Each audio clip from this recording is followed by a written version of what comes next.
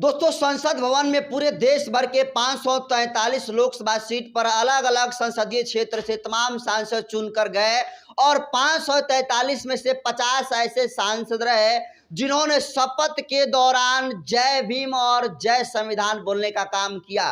लेकिन दोस्तों, आज के इस वीडियो में आपको बताऊंगा कि देखिए किस तरीके से जय भीम बोलने का काम नकली अम्बेडकरवादी किए हैं और कौन असली अम्बेडकरवादी हैं। और आज के वीडियो में उन तमाम नकली अम्बेडकरवादियों को एक्सपोज करने वाला हूं दोस्तों, जो संसद भवन में जय भीम और जय संविधान का नारा तो लगाए, लेकिन सही मायनों में जमीन पर उतरकर वो काम कितना कर रहे हैं और कितना नहीं कर रहे हैं, और कितना उनके विधान जो लोकसभा क्षेत्र है उसमें काम हो रहा है, और पूरे देश भर में जो जुर्म जाति हो रही है, जो डिस्क्रिमिनेशन हो रहा है, और दिन दहाड़े जिस तरीके से आदिवासी और दलितों के ऊपर तांडव हो रहा है, उसको लेकर आज की इस वीडियो को दोस्तों टच करके तमाम जो जय भीम बोलने वाले नेता है उनकी एनालिसिस करूंगा। और दोस्तों, इस वीडियो का अंत तक आप भी देखिएगा तो आप भी सोचने पर मजबूर हो जाइएगा कि मैं जो बात कह रहा हूं कितना प्रतिशत सत्य कह रहा हूं। तो दरअसल दोस्तों देखिए, चाहे चंद्रशेखर आजाद हो, इसके अलावा चाहे असदुद्दीन अवैसी हो, पप्पू यादव हो, राजकुमार रावत हो, संजना जाटव हो, इमरान मसूद हो, डिम्पल यादव हो, ये तमाम सांसद जो है संसद भवन में शपथ के दौरान जय भीम जय संविधान बोलने का काम किया।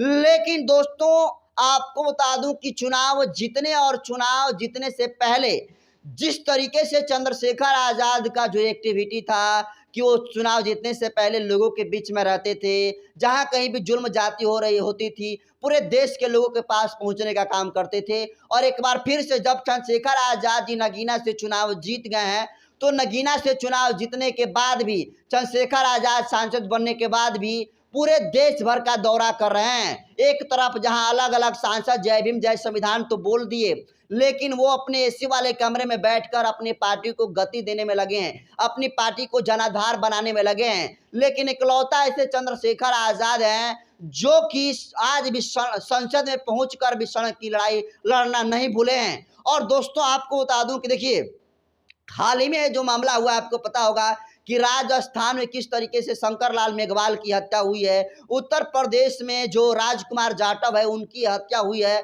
और इस हत्या को लेकर चंद्रशेखर आजाद को जब संसद भवन में नहीं बोलने दिया गया, तो चंद्रशेखर आजाद संसद भवन के बाहर निकले और बाहर निकलकर अपने हाथों में 2 तख्ती लिए थे, जिस एक तख्ती पर लिखा गया था कि राजस्थान और उत्तर प्रदेश में आदिवासी और दलितों की हत्या बंद करो। उसके बाद दूसरे जो हाथ था उसमें लिखा गया था कि शंकरलाल मेघवाल और जो राजकुमार जाटव के हत्यारे हैं उनके गिरफ्तार करो। तो दोस्तों, मेरा कहना यह है कि इकलौते चंद्रशेखर आजाद इसका विरोध कर रहे थे संसद भवन के बाहर निकलकर।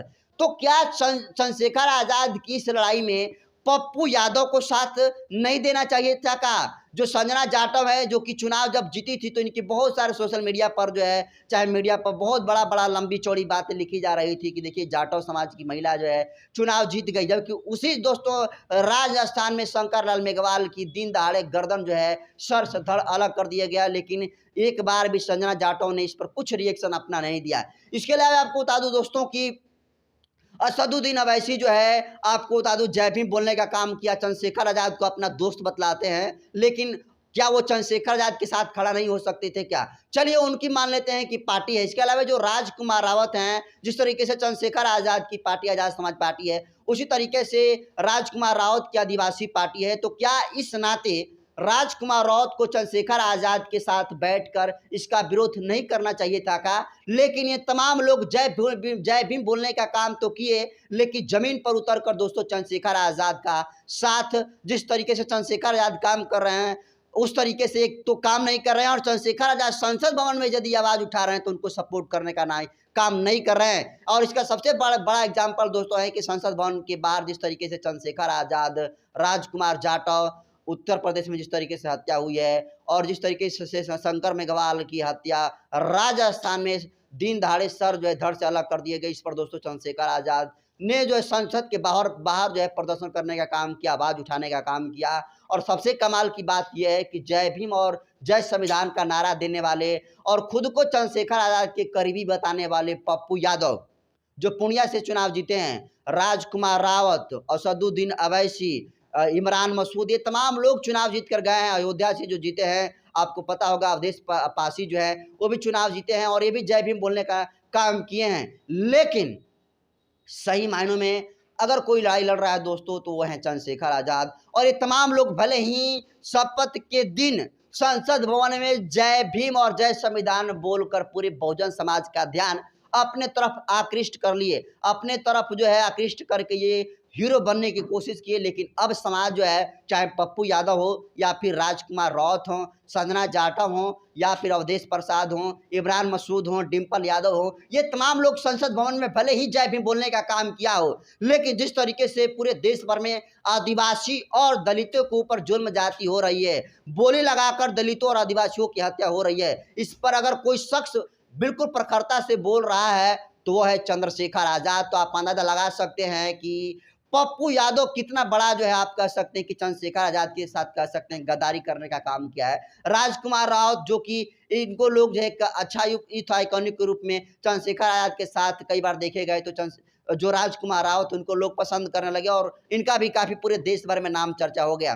पप्पू यादव का समर्थन पूर्णिया सीट पर चंद्रशेखर आजाद ने किया और चंद्रशेखर आजाद के समर्थन से पप्पू यादव ने चुनाव जीतने का काम किया। लेकिन चुनाव जीत कर देखिए ये अपने पार्टी के गति देने में लगे हैं। तो क्या संसद के बाहर चंद्रशेखर आजाद इकलौता ऐसा शख्स है जो कि अपने हाथों में तख्ती लेकर सरकार का विरोध करने का काम कर रहे थे। और सबसे कमाल की बात यह है कि जय भीम और जय संविधान के बोलने वाले 50 से अधिक सांसद चंद्रशेखर आजाद के साथ कोई भी बैठने का तैयार नहीं था। तो ये कहा जा रहा है कि देखिए संसद भवन में चंद्रशेखर आजाद और मैदान में सड़क पर गोल्डन दास जो कि बिहार से बिलोंग करते हैं वो जो है लड़ाई लड़ने का काम कर रहे हैं। तो इसको आप कैसे देखते हैं? इन तमाम जो 50 से अधिक सांसद संसद भवन में जय भीम जय संविधान बोला, लेकिन दोस्तों आपको क्या लगता है सही मायनों में जो है संविधान को कौन बचा रहा है और जय भीम को नारा को कौन व्यक्ति जो है मजबूत कर रहा है? इस वीडियो के माध्यम से आप कमेंट कर दीजिए। और ये वीडियो दोस्तों हमें इसी पर्पज से बनाया कि जिस तरीके से चंद्रशेखर आजाद संसद